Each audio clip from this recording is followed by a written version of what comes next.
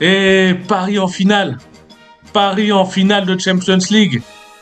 14 ans après que les Qataris aient investi dans le Paris Saint-Germain. Bon, je ne compte pas 2020 avec le Final 8, le Covid et ses conditions rocambolesques. Mais enfin, le Paris Saint-Germain récompensé de ses investissements et de ses efforts. Au terme d'une double confrontation menée d'une main de maître par les joueurs parisiens. Sans plus attendre, le débrief. Ici, c'est Yannalist. N'hésitez pas à vous abonner, à échanger vos opinions en commentaire et à partager. Ce sera bon pour le référencement de la chaîne. Paris avait un avantage d'1-0 à l'aller, après sa victoire sur la pelouse d'Arsenal. Ballottage favorable. Paris avait les cartes en main. Le début de match de Paris est quelque peu sous pression, quelque peu difficile, avec plusieurs parades de grande classe. De Donnarumma notamment, celle sur cette reprise, pied gauche, d'Odegaard à l'entrée de surface, où Donnarumma se couche très vite sur sa gauche pour mettre le ballon en corner, un arrêt de classe mondiale, digne des plus grands gardiens. Paris commence à relever un peu la tête, commence à toucher un peu le ballon, et Kvaratskhelia, le géorgien, qui trouve le poteau sur une frappe enroulée où David Raya était battu. Mais ce n'est que partie remise parce que peu de temps après, coup franc de Vitinha, le ballon est dégagé à l'entrée de surface. Ça va sur la poitrine de Fabien Ruiz, contrôle orienté de très grande classe, reprise de volée, demi-volée et pied gauche, légèrement contré par un des défenseurs d'Arsenal. Le ballon finit dans les buts. David Raya est battu 1-0 pour Paris. Paris commençait à prendre l'ascendant. Excellent début de match de Paris. Mais Paris ne va pas s'arrêter là et va continuer, notamment avec ce contre où Barcola ne parvient pas à marquer, où il faut un bel arrêt, un beau retour aussi des défenseurs pour empêcher le PSG de doubler la mise. On sent le PSG plus solide que les autres années. On sent que le PSG est capable de contenir Arsenal.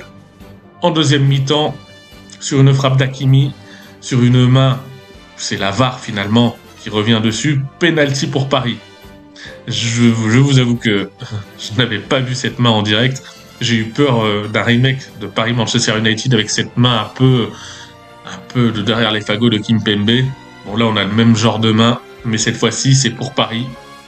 On sent que Paris, cette année, est bien plus en jambes, bien plus chanceux aussi.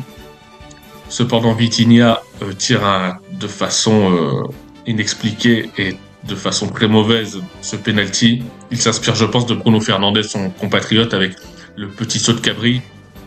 Mais David Raya n'anticipant absolument rien, ne donnant aucune indication à Vitinha. Vitinha tire ce penalty de façon très mollement sur la gauche de Raya, qui met le ballon en corner.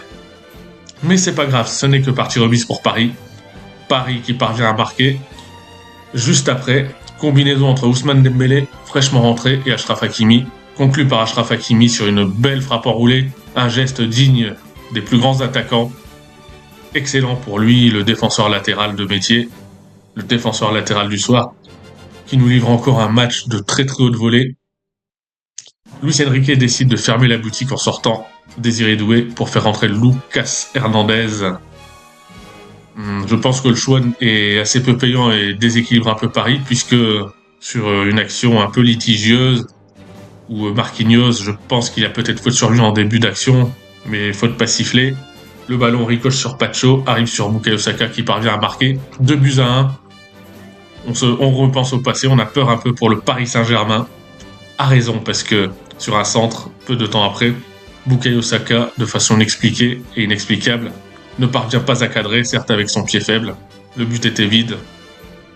Paris parvient à tenir. Paris est plus solide que d'habitude.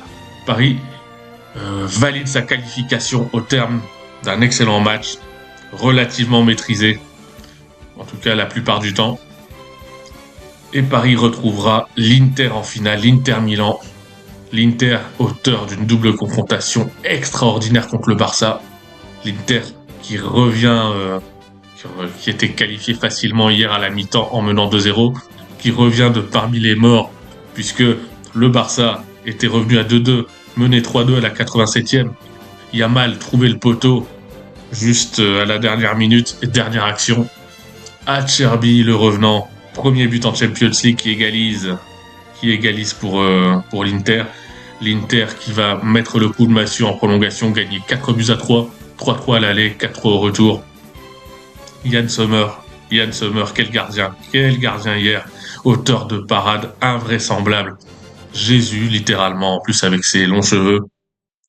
Et rien n'est passé. Enfin, en tout cas, le coup de massue n'est pas passé. Et c'est deux demi-finales qui mettent à l'honneur les gardiens, véritablement. Et en finale, PSG-Inter, ce sera une première, je pense, pour les deux clubs qui n'ont jamais gagné la Ligue des Champions. Corrigez-moi pour l'Inter, car je ne suis pas sûr. J'espère que la finale ne finira pas au tir au but, parce qu'avec ces deux gardiens-là, ça peut durer jusqu'à 2046. Eh bien, merci de m'avoir suivi. Merci pour votre attention. N'hésitez pas à vous abonner, à commenter, à partager vos opinions. Et on se retrouve très vite pour de nouvelles aventures. Je ne sais pas vous, mais moi, cette finale, j'ai hâte de la suivre. À très bientôt. Portez-vous bien. C'était Yanaliste.